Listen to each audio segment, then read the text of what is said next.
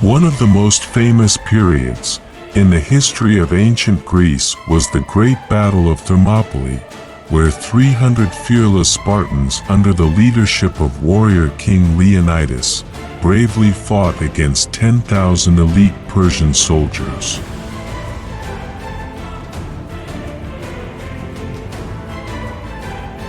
It ultimately turned out to be a battle for the survival of Western civilization itself.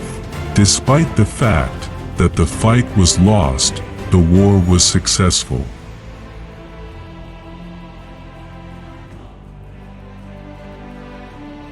For many Greek generations to come, the Battle of Thermopylae also produced amazing tales of valor and patriotism that would live on in history.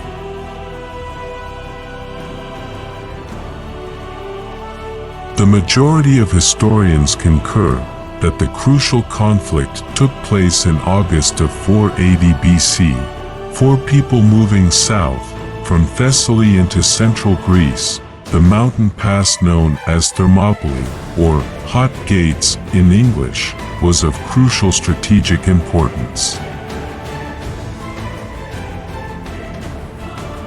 The 7,100 men of the allied Greek forces waited for the advancing forces here.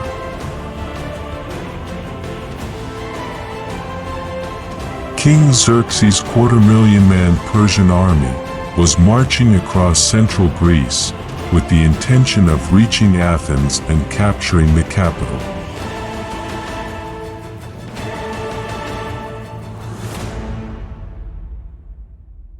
Given the size of his enormous army, Xerxes was certain that he could easily conquer Greece. Because they had no idea how many foot soldiers were awaiting them on the other side of the pass, the invaders camped nearby Thermopylae for 5 days. They were also anticipating the Persian fleet, which had been delayed and had some of its ships damaged off the coast of Magnesia.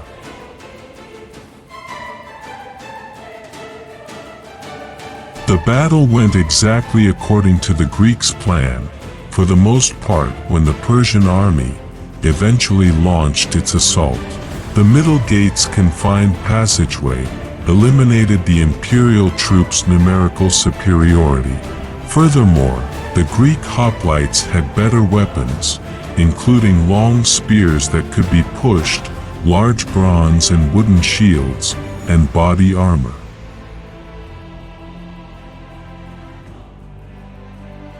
The Persians only had thick linen corselets as armor, shorter spears, and wicker shields.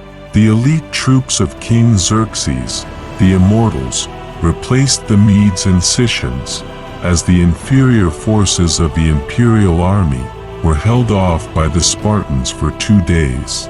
In essence, the two clashing armies represented the two contrasting strategies of classical combat.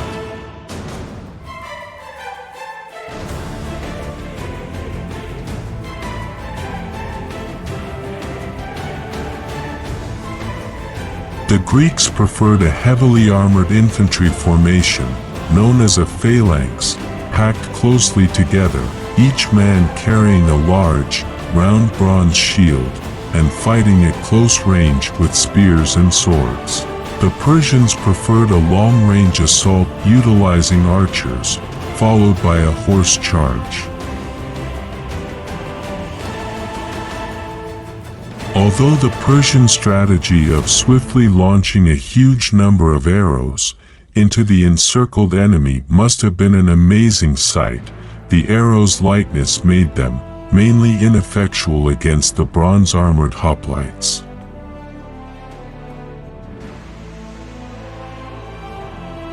In fact, Dionysius, who said that the Spartans would enjoy battling in the shadow if the Persian arrows were so numerous in the sky as to block the sun, typified Spartan apathy to this aspect of the attack.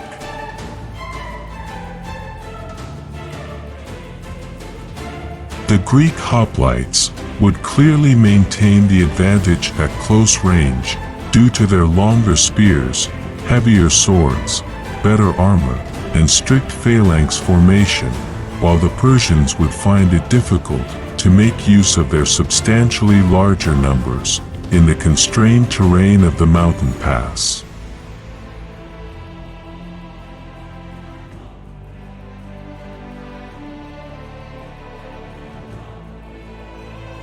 Leonidas, however, adamantly refused to turn back. He let everyone else go, but stayed with his 300 Spartans, knowing they would battle the Persians to the death. Numerous interpretations of his decision to remain in battle till death have been made throughout history. Herodotus describes it as a premeditated act of self-sacrifice performed in accordance with an oracle that had predicted that Sparta would be spared from annihilation if a Spartan monarch died.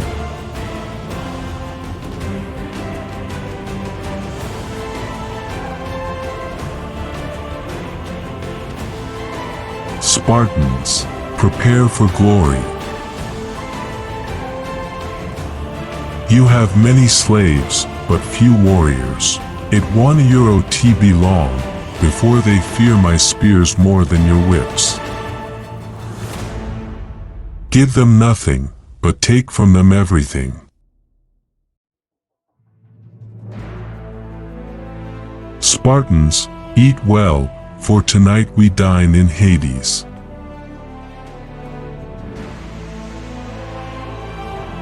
No retreat, no surrender, that is Spartan law. And by Spartan law, we will stand and fight and die. This is where we hold them. This is where we fight. This is where they die. Remember this day, for it will be yours for all time.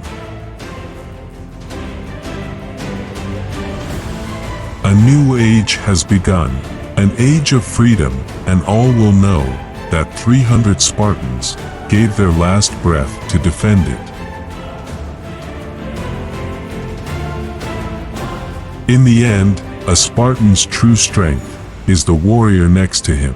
So give respect and honor to him, and it will be returned to you.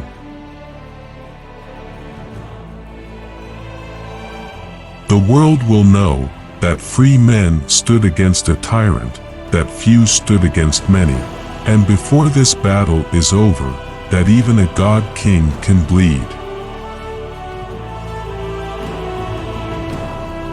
Spartans never retreat.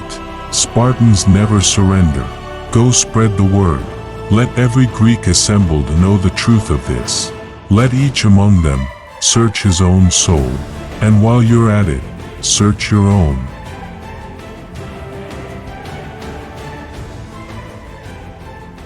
Thank you for watching. See you on the next video.